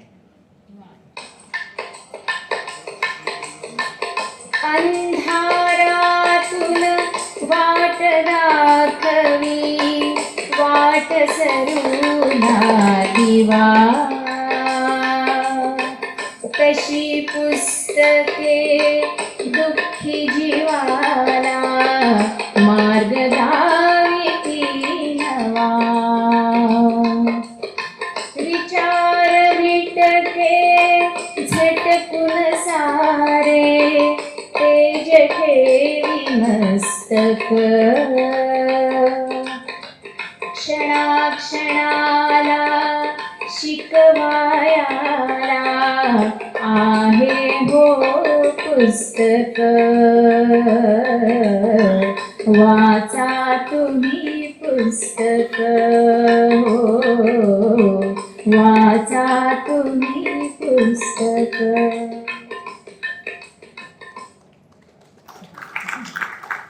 या पुस्तकातल्या भागामध्ये वैद्य काही उदाहरणं देतात. त्यांच्या वेदनेचा संबंध त्यांनी या वेदना कशा अनेकांच्या वेदना असतात त्याच्याशी लावलेला आहे. बॉब अमेरिकन हौशी फोटोग्राफर. व्हिएतनाम युद्ध सुरू झाल्यावर बॉबची तिथे सरकारी फोटोग्राफर म्हणून नियुक्ती झाली. रोज युद्ध संपल्यानंतर झालेल्या विध्वंसाचे फोटो घेऊन सरकारला पाठवायचे. एक दिवस असाच काम संपवून परत येताना एका व्हिएतनामी सैनिकाशी त्याची गाठ पडते. तयारीतला सैनिक बॉबला लगेच आडवा पाडून त्याच्या कपाळावर बंदूक टेकवून चाप ओढणार इतक्यात बॉबकडून प्रतीक्षिप्त क्रियेनं हातातल्या कॅमेऱ्याची कळ दाबली जाते. अनपेक्षित फ्लॅशने गडबडलेल्या सैनिकाचा नेम चुकतो आणि गोळी थेट कपाळमोक्ष होण्याऐवजी कानाला चाटून जाते. तिथल्या जुजबी उपचारानंतर बॉबची रवानगी अमेरिकेतल्या मोठ्या इस्पितळात होते. जीवाचा धोका टळला आहे, पण जागेपणी डोकं सतत दुखतं. सततच्या यातनांसाठी मॉर्फिनसह वेदनाशामकांचा मारा. पुढे 1.5 वर्षात 6 मोठी आणि 10-12 छोट्या ऑपरेशन्स नंतर डॉक्टर सांगतात गोळीनं नाक आणि कानादरम्यानची एक नस तुटल्यानं यातना होत आहेत. यावर आता उपाय नाही. या डोकेदुखीसहच आता बॉबला जगावं लागेल. सततची वेदनाशामकं आणि चालू उपचारातली आशा यांनी जगवलेला त्याचा जीव आता मात्र कंठाशी येतो. सततच्या मरणांत यातनांसह जगायचं कसं? त्यासाठी त्यानं मानसोपचार घ्यावेत अशा सल्ल्यानं बोळवणी होते. पुढे मानसोपचार केंद्रातली भारतीय डॉक्टर त्याला योग आणि ध्यानधारणेचा सल्ला देते. त्यानंतरची 6 वर्ष कुठल्याही कामाशिवाय वेदनेचा सामना करण्यात ती सह जगावं कसं या विचारात जातात. पण नंतर ध्यान, प्राणायाम आणि विपश्यना यातून त्याला जगण्याची वाट दिसते. तशी सोनाली नवांगुळ. तिनं लिहिलेले 2 लेख दिवाळीत वाचनात आले. 9व्या वर्षी झालेल्या अपघातानंतर स्पायनल कॉर्ड इंजुरीमुळे तिचं आयुष्य व्हीलचेअरपुरतं मर्यादित झालं. विकलांग असलेल्या नसीमा हुर्जुक यांच्या संस्थेत तिची बरीच वर्ष गेली. लिहिणं, अफाट वाचणं यातून अर्थपूर्ण आयुष्याची तहान लागलेली. संस्थेतलं पोटाची चिंता मिटवणारं पण साचेबद्ध फारशा शक्यता नसलेलं जगणं. तिनं स्वतंत्र व्हायचं ठरवलं. फ्रेंड, फिलॉसॉफर, गाईड उदय कुलकर्णी यांच्या बळावर तिनं हे अफाट धाडस लवकरच प्रत्यक्षात आणलं. त्यांच्यावर लिहिलेलं लेखन म्हणजे शब्दात न मावणारं नातं. हा जो लेख आहे त्याच्याकडे मागे कृतज्ञतेनं वळून पाहणंच आहे. दुसरा लेख तिच्या वेदनादायी आयुष्यातल्या एका महत्त्वाच्या तुकड्यावरचा आहे. कमरेखालच्या भागाची संवेदना हरवल्यानंतर देहधर्मावरचं नियंत्रण हातून निसटतं. हा यातला शरीर मनाला सर्वात यातना देणारा भाग. स्वतंत्र राहणं आणि कार्यक्रमांसाठी सतत बाहेर जावं लागणं यातून या महत्त्वाच्या गरजेचं काय होत असेल याची तुम्ही आम्ही कल्पनाही करू शकणार नाही. डॉक्टरांच्या अनेकवार सल्ल्यानंतर सोनालीनं यातली अडचण काहीशी दूर करणारा फॉली कॅथेटर बसवायचा निर्णय केला. हा निर्णय घेतल्यापासून कॅथेटरला शरीरानं निमूट स्वीकारेपर्यंतचा 2 वर्षांचा अडचणींचे असंख्य खाच कळगे आणि असीम वेदनांनी भरलेला प्रवास यावर तिनं अक्षरच्या दिवाळी अंकात लिहिलं आहे. आपल्याला तो सलग वाचणंही सोपं नाही. तशीच शिवानी गुप्ता ही हॅपी गो लकी स्वभावाची. सामाजिक प्रतिष्ठेतलं सुस्थित फुलपाखरी तारुण्य. 23व्या वर्षी जीवघेण्या अपघातात तिची स्पायनल कॉर्ड दुखावते. यापुढचं आयुष्य आता व्हीलचेअरवरच जाणार आहे हे कुटुंबियांनी आणि तिनं स्वीकारेपर्यंत पुन्हा पायावर उभं राहण्याच्या वांझोट्या आशेत तिची 2 वर्ष गेलेली असतात. वडील आपल्यानंतर हिचं कसं होईल या चिंतेपोटी तिला दिल्लीतल्या आर्मी हॉस्पिटलमधल्या पुनर्वसन केंद्रात नेतात. सुरुवातीला वस्तुस्थितीचा हा सामना तिला निराश करतो. पदोपदी वेदनेबरोबर होणाऱ्या स्वाभिमानाच्या चिंध्या, दया, कीव पाहून स्वतःला लोकांच्या नजरेपासून वाचवत राहण्याची फेजही येऊन जाते. पण घरी सगळ्या धडधाकट आपल्यांबरोबर वेगळं होऊन प्रेमाच्या कैदेत राहण्यापेक्षा या बाहेरच्या पण आपल्यासारखाच देहधर्माचा प्रॉब्लेम असलेल्यांबरोबर राहिलो तर आयुष्याच्या कदाचित अधिक जवळ असू आपण, अशा विचारानं कदाचित ती पुनर्वसनाचं काम करायचं ठरवते. जुजबी प्रशिक्षणानंतर हॉस्पिटलच्या क्वार्टरमध्ये एकटीनं राहायचं. बरोबरचे सोबती हिमतीवर जगभर हिंडत असताना आपण शरीर धर्माच्या मूलभूत प्रश्नात अडकून पडलो आहोत याची वेदना घेऊन नवी धडपड. या काळात सुखद वाऱ्याची झुळूक यावी तसा विकास तिच्या आयुष्यात आला. प्रेमच काय, कसल्याच आर्द्र भावनांवर विश्वास उडत जाऊन काहीसा कडवटपणा येण्याच्या काळात कमाल म्हणजे त्याच्या साथीनं तिनं व्हीलचेअरवरून युरोप पाहिला. 10 वर्षांच्या प्रेमानंतर विकासनं हट्टानं तिच्याशी रीतसर विधिवत लग्न केलं. आयुष्यात काही स्थैर्य येतंय तोवर त्यानंतर 2च महिन्यांनी पुन्हा जीवघेणा अपघात झाला. विकासचा मृत्यू मेंदूत शिरण्याआधी शिवानीचा पुन्हा एकदा मृत्यूशी सुरू झालेला झगडा 8 महिने चालला. नियंत्रण हा आपलं आयुष्य स्थिर असतानाचा आभास असतो.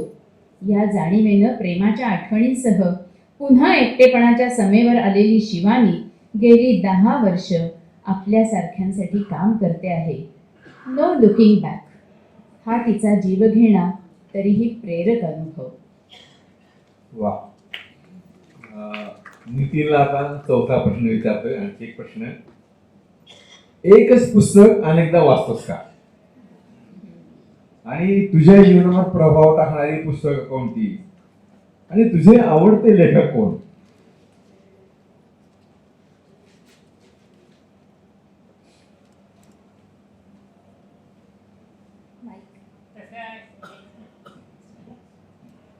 It depends. म्हणजे एकच पुस्तक अनेकदा वाचतो का, तर तसं पूर्ण पुस्तक वाचत नाही. म्हणजे मी पहिल्यांदा अलीकडं म्हणजे जेव्हा 10-1 वर्षापूर्वी पुस्तकांवर लिहायला लागलो तेव्हापासून तर मी पुस्तक वाचायला घेताना म्हणजे जे आपल्याला गांभीर्याने पुस्तक वाचायचं ते अर्थात ते घेताना मी लाल पेन घेऊनच बसतो किंवा पेन्सिल घेऊनच बसतो. आणि त्यामुळे वाचन सुरू होतं. कारण जे आपल्याला महत्त्वाचं वाटतं ते पुन्हा वाचायचं तेवढं तिथल्या तिथंच आणि नोंद रेगा मारून ठेवायचं त्याच्यात. आणि अंडरलाईन करताना पुन्हा दुसऱ्या बाजूला मोबाईलमध्ये त्याचा पान क्रमांक नोंदवून ठेवतो नोट्समध्ये. म्हणजे जेव्हा मला पुस्तकावर आता अलीकडे तर म्हणजे दर 15 दिवसाला हिंदी पुस्तकावर सदरच माझं चालू असल्यामुळे 15 दिवसात किमान 2 हिंदी पुस्तकं मराठी करून वाचावीच लागतात. पण हिंदी आपण किती आपल्याला मला सगळं चांगलं समजल्यामुळे तरी मराठीपेक्षा थोडं स्लोच होतं वाचन. बऱ्याच वेळेला शब्द वर्ड टू वर्ड असं कळत नाही, तो बघावा लागतो. तर त्याच्यामुळे नंतर मग लिहायची पाळी येते तेव्हा मोबाईलमधली नोंद घेऊनच ते 5 क्रमांकावर काय अधोरेखित केलं तेवढं बघूनच त्याच्या आधारे मी लेखन करतो पुस्तकामध्ये. आणि ते म्हणजे तुम्हाला रेकॉर्ड होतं लगेच. म्हणजे महिना 2 महिन्यांनी बघितलं तर रेकॉर्ड. त्या पुन्हा पुस्तक मी वाचत नाही. कारण वाचायची राहिलेली पुस्तकं इतकी पडलेली असतात की मी आता पूर्वी असं करायचं की आपल्याला जी पुस्तकं वाचायचीच आहेत. आता नाही म्हणलं तरी भरपूर पुस्तकं येतात. या मार्च काल परवा संपला तर या मार्चमध्ये 40 पुस्तकं झाली जानेवारी फेब्रुवारी मार्चमध्ये. तर त्यातली 20-1 पुस्तकं ही विकत आणि घेतलेली आहेत आणि 20-1 पुस्तकं बाहेरनं लोकांनी पाठवलेली आहेत मी वाचावं. तर काही सगळीच पुस्तकं वाचणं शक्यच नव्हतं. तर मग आता जी पुस्तकं आपण वाचलीच पाहिजेत पण आता सध्या हिंदी पुस्तकं जास्त प्राधान्यक्रमाने वाचावी लागतात. मराठी थोडी बाजूला ठेवा असं म्हणून आपण मी खिडकीत लावून ठेवतो, समोर दिसावं, समोर दिसले की लक्षात आलं. तर असं झालं की नेत्राला ओरडायची पाळी आली कारण खिडकी गच्च भरून गेली पण पुस्तकं काय वाचून होईना. म्हणजे रोज नवीन काहीतरी येते त्याला वाचायला वेळ लागतो. तर हिंदी कादंबऱ्या मी आता अलीकडे वाचतो त्या 300 वगैरे पानांच्या आहेत. त्याला खूप दिवस लागतात वाचायला, 3-4 दिवस सहजच जातात. त्यानंतर लिहायचं. त्याच्यामुळं एकच पुस्तक 2दा वगैरे असं मी काय वाचत नाही. अर्थात तरी पण काय बाणी जुनी पुस्तकं असतील तर काही आवडले वगैरे तर एखाद दिवस अगदी टाइमपास म्हणून जुनं पुस्तक काढून मी पुन्हा वाचतो. आता पुन्हा वाचतो त्याच्यात गौर देशपांडेचे छोटे कादंबऱ्या असतात ते मला फार आवडणारे बघ किंवा असे आवडणारे लेखक अनेक आहेत. गौर देशपांडे आहे किंवा आशा बगे आहेत, माडगुळ व्यंकटेश माडगुळकर आहेत, जे कुलकर्णी आहेत, अलीकडचे म्हणे तर रघुनाथ पठारे आहेत, मकरंद साठ्यांच्या सुरुवातीचे कादंबऱ्या आहेत. मी अशा सगळ्या मोठ्या लेखकांचे सर्व सेट प्रयत्नपूर्वक जमा करून ठेवले. अगदी त्यांचं दुर्मिळ पुस्तक सुद्धा मिळवून प्रयत्नपूर्वक मिळवलेलं आहे. म्हणजे आपण कधी वाचायचं असेल तर असू दे. आता यातलं बहुतांश आपल्यातनं वाचून होणार नाही मला माहीत आहे. पण आपल्याला वाचायचं आहे ते समोर आहे ते आपल्याला तुम्हाला सतत आठवण करून देतं की तुम्हाला हे वाचायचं आहे. आणि ते तुम्हाला जगण्याला पुढे न्यायला बळ देणार असतं की आपल्याला करायच्या गोष्टी अजून खूप आहेत आयुष्यात, तशी ही गोष्ट आहे म्हटलं असं. पण हे आवडते लेखक वगैरे झाले. प्रश्न शेवटचा आहे का आणखी काय? मला आता आणखी शेवट हे प्रभाव टाकणारी पुस्तकं कुठली, तर असं काय सांगता येत नाही. म्हणजे आयुष्यावर प्रभावाचं अनेक पुस्तकांचं आहे, अनेक लेखकांचं आहे, पण मुळात पुस्तकं किंवा लेखक यापेक्षा माझ्यावर वाचन या संकल्पनेचाच प्रभाव आहे. त्याच्यामुळे मी अमुक एक पुस्तक असं खूप एकच एक सावलीसारखं पसरून राहिलं आहे असं काय होत नाही, किंवा कुठलाही लेखक किती आवडला तरी ह्याच्या पलीकडे दुसरा कोणी नाही असं काय नाही. एकम अद्वितीय असं काहीही नसतं. त्याच्यापेक्षा अधिक चांगलं, त्याच्यापेक्षा अधिक मौलिक पूर्वी होतं, नंतर निर्माण होत असतं. तुम्हाला सकारात्मक पद्धतीने पाहावं लागतं ते, बाकी काय नाही. आता आजकाल आपण म्हणतो की पुस्तकं वाचत नाहीत लोक किंवा पुस्तकं लेखक जुने पूर्वीसारख्या नाहीत वगैरे, तर मला तर उलट परिस्थिती दिसते. म्हणजे आपण वाचन कमी झालं वगैरे असं म्हणतो ना, तर आजच मी वाचलं एका फेसबुकवरती की त्या कुठल्या तरी एका कादंबरीची, मी नाव सुद्धा ऐकलेलं नाही त्याचं, 20,000 प्रती संपल्या 3 महिन्यात. आता मी परवा पुणे पुस्तक महोत्सवात गेलो होतो. पुणे पुस्तक महोत्सवामध्ये समर नावाच्या लेखकाचा एकट्याच्याच प्रकाशन, तर तुझंच प्रकाशन असतं, बाहेर देत नाही, एकट्याच्या प्रकाशनाचा, एकट्याने लिहिलेल्या पुस्तकांचा 3 स्टॉल असलेला भला मोठा पेंडॉल होता. तो स्वतः विक्री काउंटरवर सही करून देण्यासाठी बसला होता. सगळीकडे सुबकपणे त्याच्या 17-18 कादंबऱ्यांचे पुस्तकं लावून ठेवलेले ढिगारे आणि प्रचंड गर्दी होती. मी आज जाऊन चक्कर मारून आलो, पण मी समर्थ फक्त नाव ऐकलं, त्याची एकही कादंबरी मी वाचलेली नाही. मग आणि चालू कादंबरी जी पुणे पुस्तक महोत्सवात त्याने आणली, ती कादंबरी त्यांनी जाहिरात अशी केली होती की ही मराठीतली जवळजवळ पहिली कादंबरी की त्याची पहिली आवृत्ती 17,000 प्रतींची आहे. मग हे आपल्याकडे आपल्याला माहीतच नाही. आता एक भाकर आणि 3 चुली असं एक पुस्तक देवा झिंजारची कादंबरी आहे, तर त्या पुस्तकाच्या आतापर्यंत 40,000 प्रती या 3-4 महिन्यात छापल्या, 3-4 वर्षात छापलेल्या आहेत. किंवा अपूर्व राजपूत नावाचा कवी आहे, तो कार्यक्रम करतात ते चौघं मिळून, तर तो त्या कविता एक कविता संग्रह आला, त्याच्या 3 महिन्यात 15,000 प्रती संपल्यात कविता संग्रहाच्या. म्हणजे असं काय म्हणता येत नाही आपल्याला एकच एक लेखक मोठा किंवा एक असं काय नाही. सगळे मोठे लेखक सगळीकडे आहेत, मीडियावर लेखक सगळीकडे आहेत, लोकप्रिय लेखन करणारे पण सगळीकडे आहेत, सगळ्या काळात होते. त्यामुळे असं काय म्हणता येत नाही. आता मला या पुस्तकासंबंधी थोडंसं सांगायचं. शेवटचा भाग म्हणजे पुस्तकांच्या मैत्रभावाचा अनुभव सार्वत्रिक आहे, तसा अत्यंत खाजगीही. कोणाच्या पोटी, कोणाच्या परिस्थितीत, कुठल्या परिस्थितीत, कुठल्या देशकाळ प्रांतात तुम्ही जन्म घ्यावा हे तुम्हाला निवडता येत नाही, ठरवता येत नाही, पण पुस्तकं निवडता येतात. मित्रांसारखी ती तुम्हाला जगण्यातल्या असंख्य शक्यतांनी खचलेल्या आकाशाखाली, तशीच वैयक्तिक नातेसंबंधांपासून सामाजिक प्रश्नांपर्यंत अगणित शक्यतांच्या तिथ्यावर उभे करतात. आता मला इथे एक थोडंसं उदाहरण असं सांगायचं आहे. कविता महाजनची ब्र नावाची एक कादंबरी होती, फार चांगली कादंबरी. तर त्या ब्र कादंबरीमध्ये प्रफुल्ला नावाच्या एका स्त्रीची कथा आहे. तर ती प्रफुल्लाला जवळजवळ आधेड वयात 40पर्यंत इस्तोपर्यंत घर आणि संसाराच्या पलीकडे काय माहीत नसतं तिला. पण ऐन 40मध्ये म्हणजे नवऱ्याचं सहन करत आलेली असते. नवरा तिच्यावर हात उगारतो 2दा 3दा 4दा, आणि तिला लक्षात येते की नवऱ्याने इतकी वर्ष आपल्याला गृहीतच धरलेलं आहे फक्त, म्हणून ती ब्र उच्चारते त्याच्याने. ते ब्र उच्चारलेल्या नवऱ्याला आवडत नाही, तो तिला घराबाहेर काढतो. तर नवऱ्याला घराबाहेर काढल्यावर आता काय करायचं, तिला वाटतं आपला तरुण मुलगा आहे, तो सगळं आयुष्यभर पाहत आलेला आहे, तो बघेल. तर तोही तिच्या बाजूने उभा राहत नाही आणि तिला एकाकी अवस्थेत घर सोडायची पाळी येते. मग ती एका स्वयंसेवी संस्थेच्या आधाराला जाते आणि त्याच्यामध्ये तिने सामाजिक कार्य करत आपलं आयुष्य घडवते, एकाकी आयुष्य. आणि ती सगळं झाल्यानंतर शेवटच्या काळात ती असं लिहिते की मला असं वाटत होतं की माझं आयुष्य वाळूनी भरलेल्या एका पात्रामध्ये अडकलेल्या नावेसारखं झालेलं आहे. खाली नुसती वाळूच आहे, नाव पुढे आणणं शक्य नाही, पुढे जाणं शक्य नाही, आता आपल्या आयुष्यात वाहते पण येणं शक्य नाही. पण माझ्या लक्षात आलंय की खाली त्या वाळूच्या खाली पाण्याचे प्रवाह होते, तशी माणसात आयुष्य होती आणि ती मला आली नंतर माझ्या आयुष्यामध्ये, आणि त्या माणसांनी माझं आयुष्य पुन्हा वाहतक आहे. तर मला असं वाटतं की ही एक चांगली कल्पना आहे, संकल्पना थीम आहे. आपण सगळेजण आपल्या आयुष्यात विचारू शकतो, आपल्या सगळ्यांच्या आयुष्यात कोण असतो, प्रत्येकाच्या आयुष्यात प्रॉब्लेम्स आहेत, प्रत्येकाच्या आयुष्यात समस्या आहेत, संकट आहेत, सगळ्यात. पण त्याला कोण असतात हे सगळं आहे तरी पण तर मला असं वाटतं की मला सुद्धा असं वाटत आहे की हे सगळं आहेच, पण तरी माझ्या आयुष्यात पुस्तकं आहेत. पुस्तकं आहेत कारण ती तुम्हाला या सगळ्यातून मोकळं करू शकतात. परोक्ष असतील तरी त्या अनुभवातल्या वैविध्याने, पुस्तकांमधल्या अनुभवातल्या वैविध्याने तुमची जीवन जाणीव अधिक रुंद, अधिक स्वीकारशील आणि अधिक सहानुभवी होत जाते. अर्थात त्यासाठी वाचन आपापतः म्हणजे सहजच कुठल्याही व्यावहारिक हेतूपलीकडे विकसित व्हायला.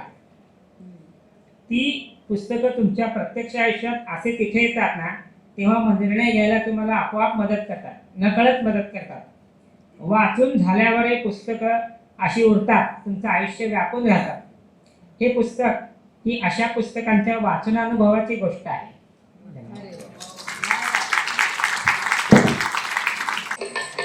अपुल्या आतील विश्वासाला पुस्तक देई शक्ती, जे जे असेल बंधन त्यातून पुस्तक देई मुक्ती. पुस्तक वाचून गीत मुक्तीचे गाऊ लागती बंधक. सुख शांतीचे जगणे देईल जगास हो पुस्तक. वाचा तुम्ही पुस्तक, हो वाचा तुम्ही पुस्तक.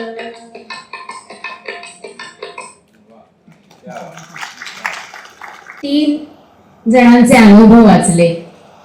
शारीरिक वेदना कशा सहन केल्या त्यांनी, तसं वैज्ञांनी सुद्धा हे जे अनुभव वाचले, हे सारे अनुभव वाचताना असाध्य व्याधींशी झगडत जीव नकोसा करणारी सततची वेदना असताना नुसतं शरीर जगवणं हेच जिथे आव्हानात्मक होतं, तिथे विपरीत परिस्थितीतही आयुष्य अर्थपूर्ण करू पाहणारी मानसिक ऊर्जा कुठून येत असेल याचं मला कुतूहल होतं आणि आहे असं ते म्हणतात.